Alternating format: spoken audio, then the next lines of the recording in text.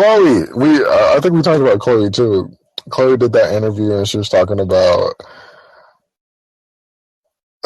another shocking thing for me that okay, you might know a little bit more into this. The label is not going to pay her or won't pay her for producing her own work.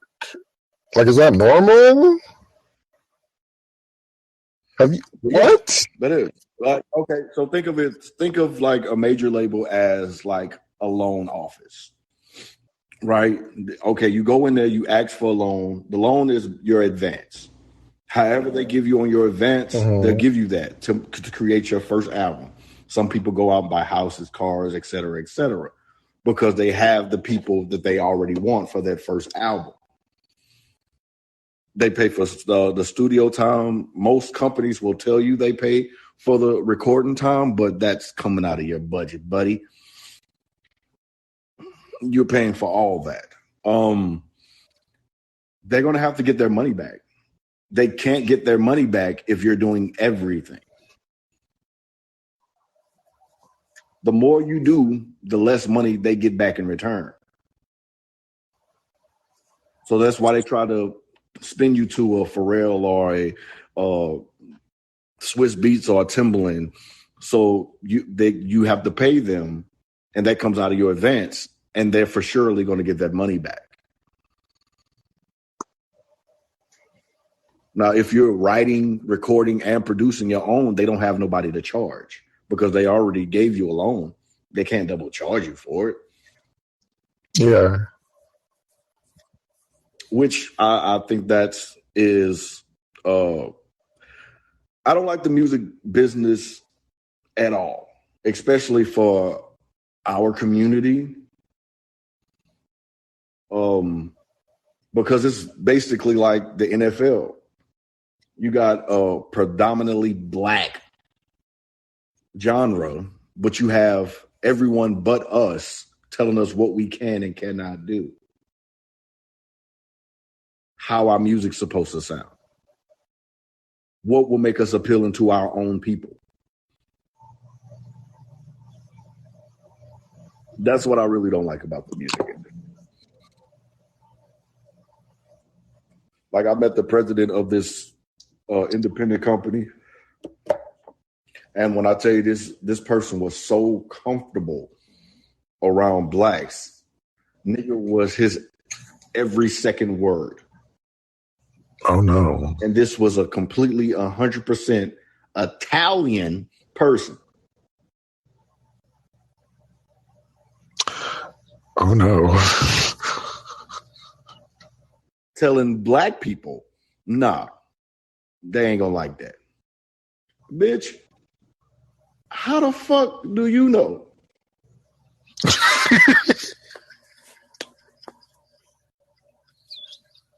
Like, mind you, this wasn't no big independent label.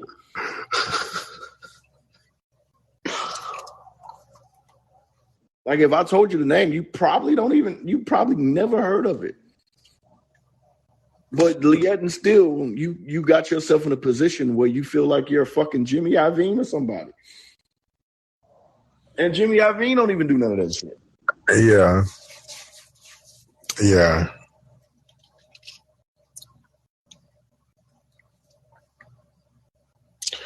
Yeah. So also in that interview, she was talking about that Grammy thing where if you self-produced albums, you aren't able to be nominated or even win. I don't know if it was nominated or win. I think she was nominated. You weren't able to be nominated for Producer of the Year. Which that's like, people have to understand, like, that wasn't created for us. That never was created for us. Never. So I don't know why they would expect. And first of all, like, who votes for that shit? I thought it was like everybody. If you get nominated, or no, if you win or something, if you win, you get to vote. you're on the board of voting or whatever, like the Oscars, I believe. Well, like, okay, so there was a year where Kanye, Eminem, what's that white boy name? He did one song, and that's Macklemore. That all was nominated for the best album of the year. And you mean to tell me, out of Kanye West and Eminem, which is still around, you pick Macklemore? I mean, Macklemore was popping though. With what? He had a couple of hits around at that time. Name three. Take your time. I know one. It's that.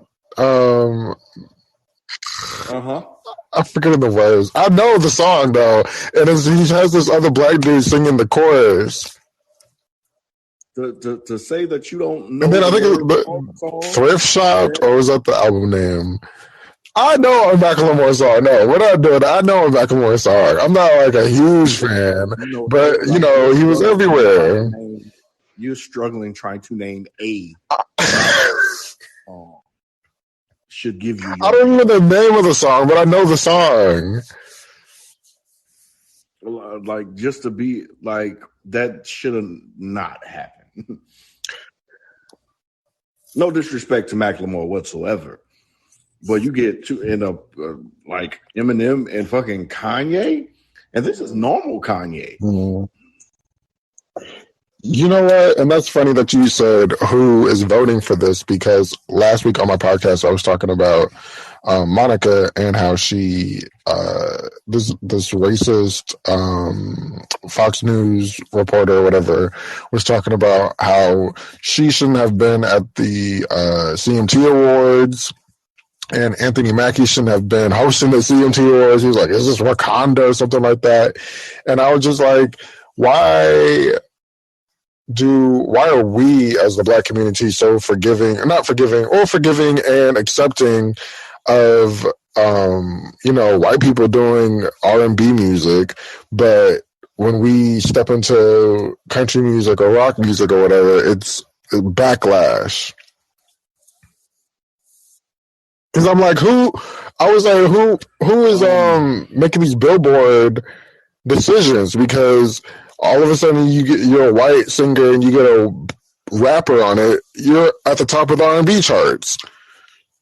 Because Katy Perry, the Dark Horse, I believe, no, not Dark Horse. It was the Kanye West song she did that was number one on the R&B charts. Adele's Easy on Me was like top 5 on the R&B charts. So I'm like, who's making, like you said, who's making all these decisions? Right. And none of that is for us. Like, the criteria to even be on the billboards, to even be nominated is fucking outrageous. And I think that's why Kanye started making like 7-track albums, because to qualify to be nominated, you have to have, or be on the billboards, you have to have at least 7 tracks. Oh, okay. But yet and still, like, who the fuck is sitting there just listening to everything and deciding where it should be? Where it should go, yeah. Like, so I think the whole system is flawed, especially for us. Absolutely. Because, like I said, they can come over into the Peaches with just what's his name, Justin Bieber. That's top on the R&B charts, but why is it so hard for Chloe Bailey or the SZA or whatever, whoever, to get number ones on the Hot 100? I just find it so crazy and so strange. I never really dove into how that actually works and I'm not interested because I'm pretty sure at the end of that I'm going to find something that I don't like. And then just have to tally up another reason why I don't really like I like the music, but not the industry. The industry, yeah. It became more about money than the actual music. And once that happens, people lose all sight of everything. You got a nigga that made a song about whipping and nay-naying, and that was the hottest shit in the streets. Don't know why, but niggas make a dance song and it's shooting through the roof.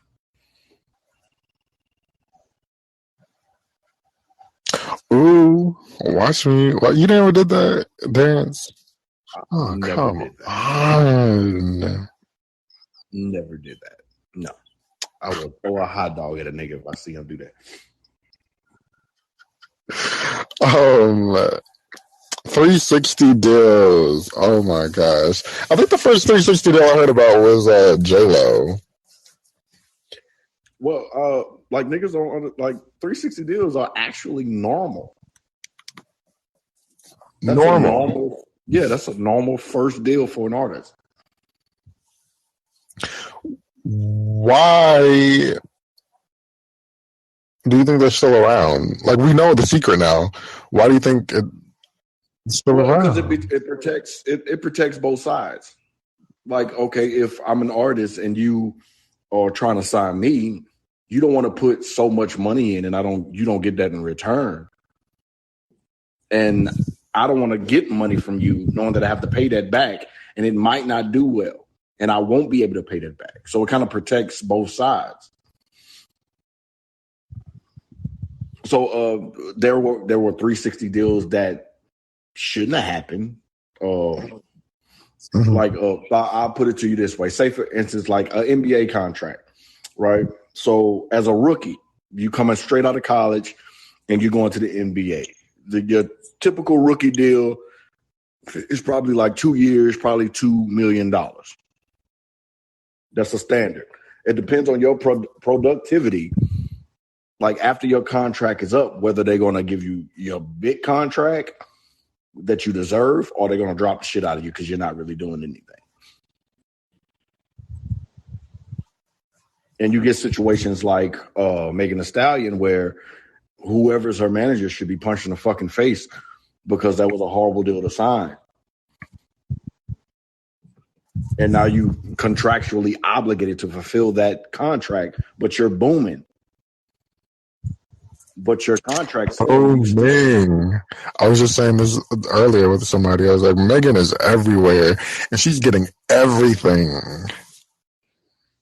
Right.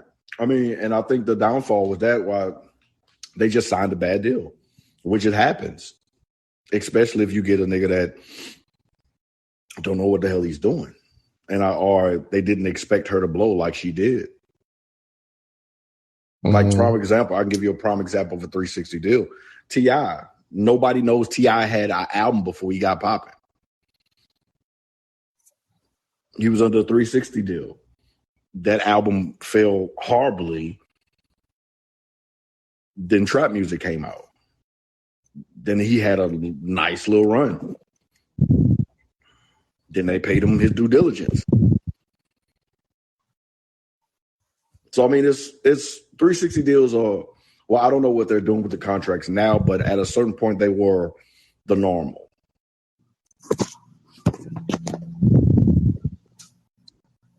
And covering both sides. I didn't know that part.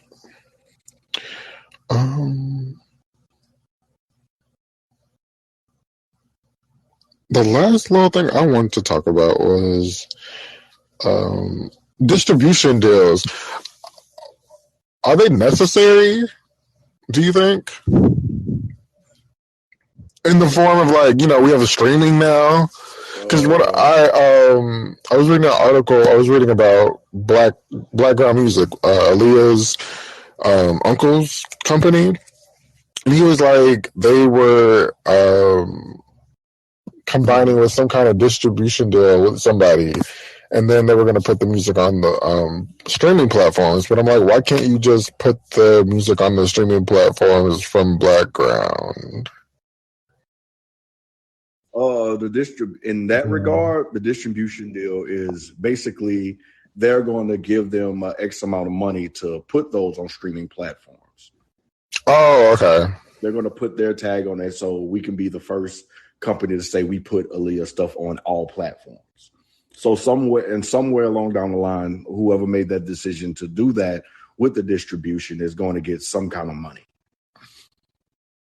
Got it. Okay. Which, in hindsight,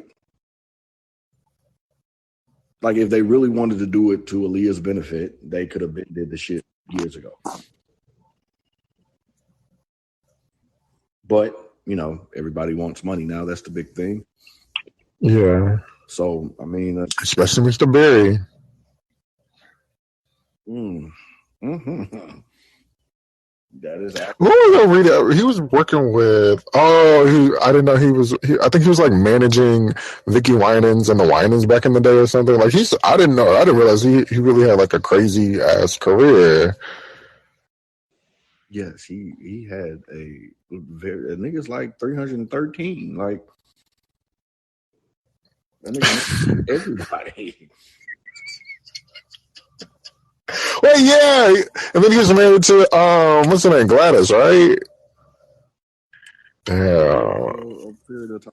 Homeboy has lived and is still living and acting a fool, not paying JoJo or trying to keep JoJo under contract or something like that. Yeah, I think she was signed to Blackground. She's one of those who had to like re-record her album and had to fight to get out of Blackground music. And in that regard, then that was if they fighting for her to stay, that means that was their last line of defense. After JoJo, they would have had nobody to bring in revenue. Yeah, that said a lot about that company. And JoJo is talented as shit, like low key. Like that's one white girl I fuck with. Her and Pink. I used to like Pink when she first came out. Don't tell me when she was with. There you go. Looking pitiful. I'm not too sure about Pink. Earlier Pink. I only heard the myth and the legend of earlier Pink. She came out swinging with a little pink hair, a little bob. Had a little bang yang working. I used to fuck with Pink. Do distribution deals, do they work with like promotion and like the look and artwork and stuff like that? Do you know? Okay. Yeah. Like Jay-Z for prime example. Jay-Z I was remembering with Samsung. They brought a million copies of his album before it even released. And he only exclusively let the music out first for Samsung users. So out the top, you're already gold. And that's not even including everybody else that's going to buy it. So I think that album, what album was that? Magna Carta Holy Grail. That ended up going like platinum or double platinum. Oh yeah,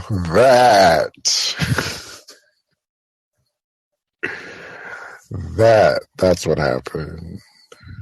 Yeah, so it could be lucrative if you do it right, but you get in spaces like niggas feel like they don't have to do anything. Like first of all, nigga, you are not Beyonce or Jay-Z. You can't get. I wish they would get off of that. I don't know. I don't like that thing now that they're so secretive and they don't have to do promotion and shit. Only a certain artist, only certain level of artists should be able to get away with stuff like that. Why though? I want you to talk about this Why? album. I want to hear about it. I want you to go around singing. And that's what I feel like music is missing. That mystique. Like everything is so Okay, Beyonce Jr. like Damn. if I record every day of my life on social media, what makes me interested? Like you've seen everything. You've heard everything. Like, but if I drop it on your stupid ass, then it was like, oh shit, this nigga done dropped. Out of curiosity, you're gonna get it. That's all for curiosity alone. And then I'm gonna want my refund if it's trash. Well, it don't work like that. I don't know. I just don't like that dropping shit that she does. I'm just like, give us a date. Your shit isn't gonna leak anymore. You have your shit locked up tight somewhere in Ireland. Like, I don't think people understand like how hard it is to do that. I can't give you a certain date because you have to get clearance, copyright clearances. You got to get verses cleared. You got to go through all these legal steps before you even know if the shit gonna drop. If I give you January 4th and it takes just that long to get a sample cleared, that may push back everything. Well, that's your fault. How's that my fault? You should have been had this sample cleared. I don't have no control. It's up. Okay, it's not up to me to get that sample cleared. I can't force that to happen. Like if I use, let's say for instance, Anita Baker. If I use a Baker sample, she can wait as long as Anita Baker can wait as long as she fucking desire, whether she want to clear that or not. Well, then guess what? That song isn't gonna make the album. But if I feel that makes my body of work complete, I'm not gonna drop it. Then you should have been more. I just say you should have been more prepared. You can't think like that. We are artists. Like you can't rush good shit. And that sample shit got to stop too. I'm over it. It works in some cases, and it just horrible. I'm finding that at 90% doesn't work anymore. I'm over it. I can't take any more samples. Like, why don't you guys create some new shit? I mean, the sample, it helps a vibe. Like, say for instance, if I'm talking about like, I'm the best to ever do it, and I find Tina Turner made a song called "Simply the Best" that aligns with what I want to say, and that kind of adds an extra dynamic to the track. You feel what I'm saying? No? Yeah, a little bit.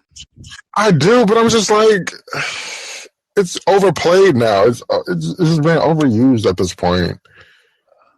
Go create something new. Go make your own little effects and sounds and shit. It's easier said than done. Like niggas just ain't creating 808 sounds like that. You got to have a master. That's like fucking Kanye, Timbaland, Pharrell. They're just lazy now. Like we don't have those. We don't have those type of producers no more. We don't. Everything is digital now. Like we don't have those. And then you're paying all these writers just to get that sample. Now you're going broke. Well, not making any money off of it. But still, like they don't have anything to do with the artist. Like as an artist, if I like that beat, I want that beat. Like the artists don't have any control over how the beat was made. They just get it from the producer or the beat maker, rather. Well, yeah, the beat maker. These niggas are not producers these days. They're beat makers. And now since everything is so like easy to do now, like my nephew can make a beat like tomorrow. Like and I think that's a part of it. Like niggas, it became so easy that everybody started to do it. People forget like the real producers. Like the normal niggas that everybody go to when they want some hot shit. But you get all these 18, 19-year-olds and they just make the sounds that come with the fucking laptop. Like, But I mean, that's music. That is definitely music now.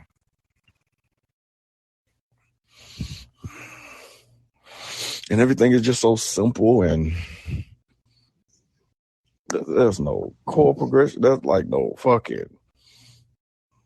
dynamic in the beat at all. There's no dynamics anymore. It's just so fucking simple. And like how we go from grinding, one of the greatest fucking beats ever, to fucking whatever the fuck is hot these days.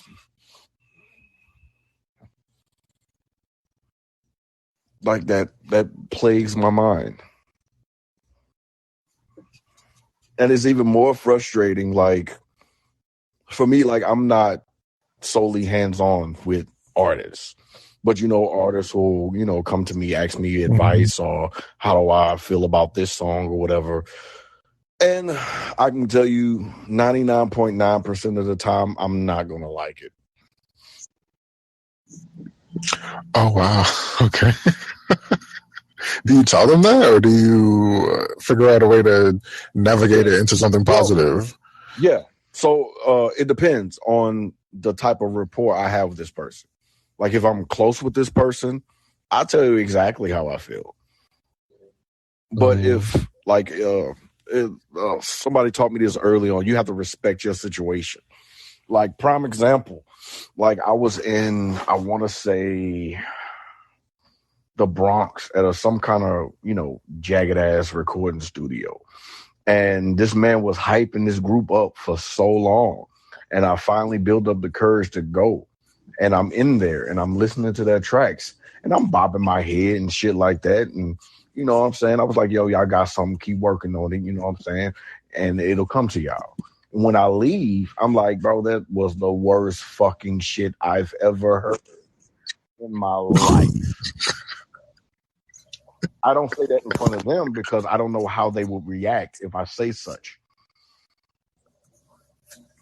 Like, some niggas can't take constructive criticism. And most niggas think if I give you a constructive thing to work on, they consider that as hating now. Yeah. Like, no, nigga, you was off as fuck. Like, ain't no hating about that. Like, I don't think that's a key that you can sing in. I wouldn't make that like the lead vocal to a track if you can't hit that pitch. That's just common fucking sense. Like, I have a little cousin, and he's dope. By all means, he's dope.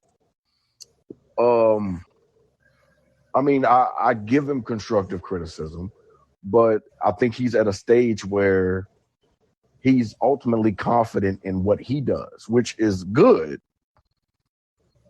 But yet and still, he has to understand, like, I'm giving you this information to add to your repertoire. I'm not trying to take that from you. And me and one of my closest friends, well, not closest friends, but and we see the same thing in him. And, we take our turns trying to help him navigate in his respective field. But, I mean, at some point, like, if I'm giving you this information that you can use and it falls on deaf ears, eventually I'm going to get tired of talking to you. Because my information that I'm giving you is going nowhere. And now I feel like I'm just talking to a baboon's ass.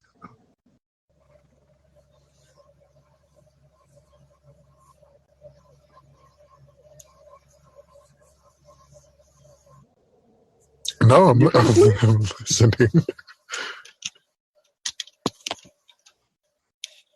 I'm listening. So, navigating, telling someone you don't like their music or you don't like certain things.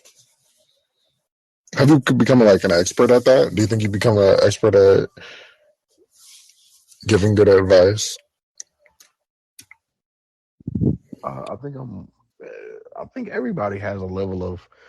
I think a lot of people give great advice, but they can't take their own advice. I'm one of those people. Okay. I can give you great advice, but on my end, I'm over here struggling trying to figure out if I want to put gas in my car or eat. Mm.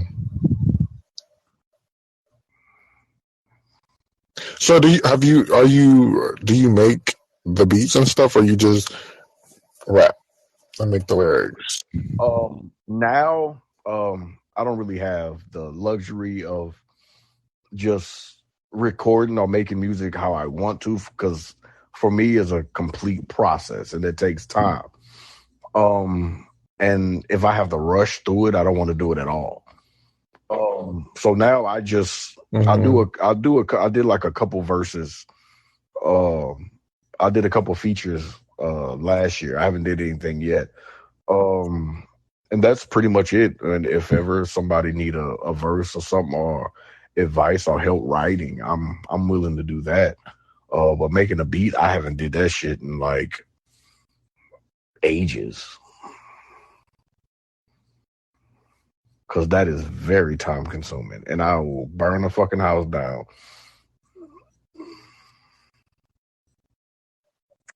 Interesting. Because some people make it look like it's very easy. I mean, it's easy because they got all these fucking softwares with, the instruments already on it, like the melodies that's already intact. All you have to do is, it's like a loop. You can just drag and drop, and bam, you can make a beat. No. But how I was taught, like everything is by hand. If you want a fucking a guitar pluck in that song, guess what? You better learn how to play the fucking guitar, or that shit is not going to be in the song. But now you got the software where the guitar pluck, all you got to do is just drag it and tune it how you want it to sound. But I'm a fan of learning manually. I would much rather play all the instruments rather than sit there and try to manipulate a sound that I didn't create. Do you play any instruments? Yeah. Percussion, keys. I think if they're up for it, they'll teach me how to play the guitar. What? Yeah, I'm trying. What did you say? I'm hoping the person that I want to teach me how to play the guitar has enough time to teach me. Okay. Yeah. But did you learn that in school, or was that just like? Well, Full Sail teaches you everything. One thing I like about Full Sail, they teach you everything. They give you all the tools you need to be successful. Like when I initially signed up, they sent me a MacBook, an interface, a mic, and a MIDI keyboard. And they literally, from start to finish, they teach you how to hook the shit up, how to read music, how to play, how to mix, master. They teach you all that shit. But what they don't teach you, the vernacular is very different when you're actually in the studio. On the job training. Yeah. So a nigga was like, yo, I'm getting too much. I forgot what he said. It wasn't feedback, but he says, I'm getting some bite back in my ear. And I'm looking at this nigga like, what?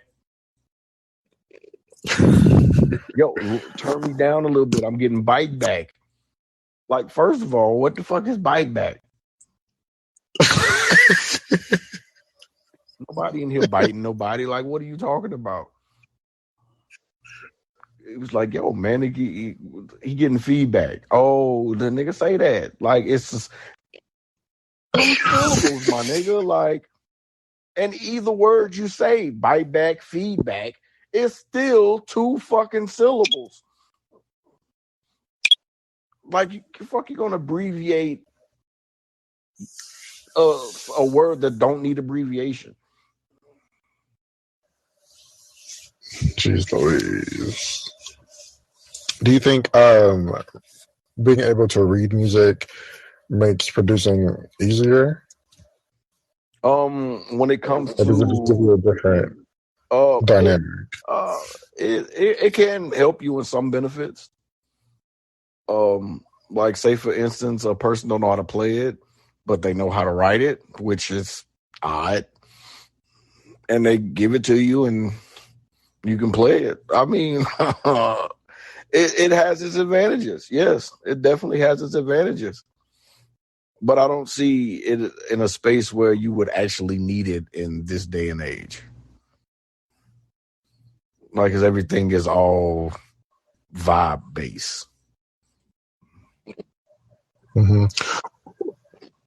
Do you think the music industry needs these like a guidance, like these, the Clive Davis or Jimmy Iovine or Tommy Mottola? Do you think that kind of guidance is needed?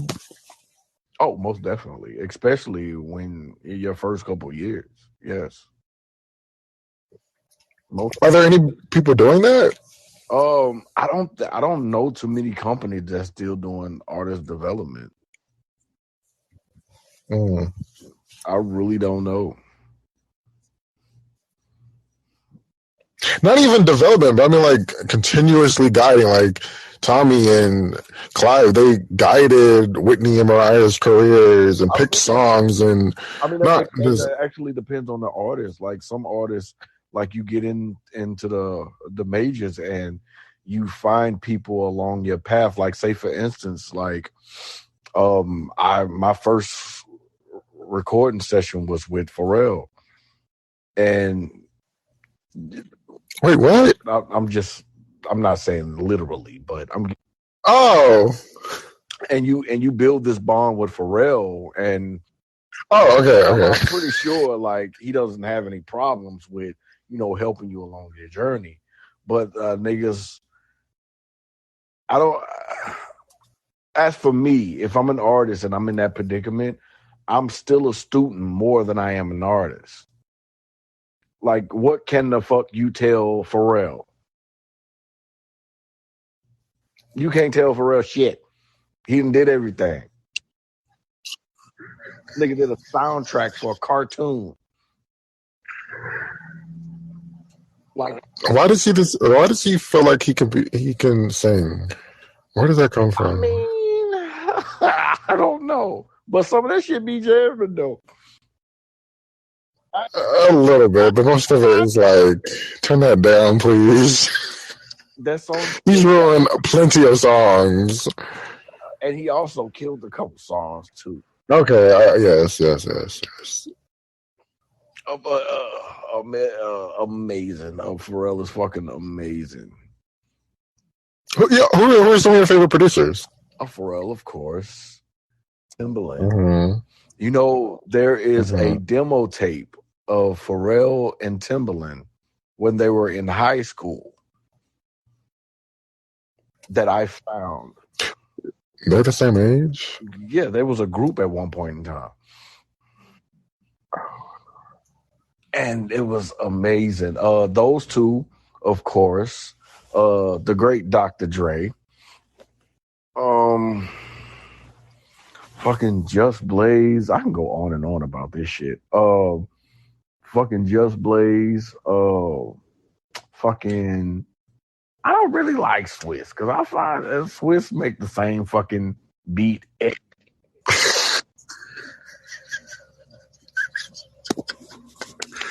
But his hooks be crazy. He got some fire hooks. Kanye, he's up there. Rick Rubin. I don't think people know who Rick Rubin is, but Rick Rubin is an old ass white man that used to produce for the Beastie Boys. And he did 99 Problems by Jay-Z.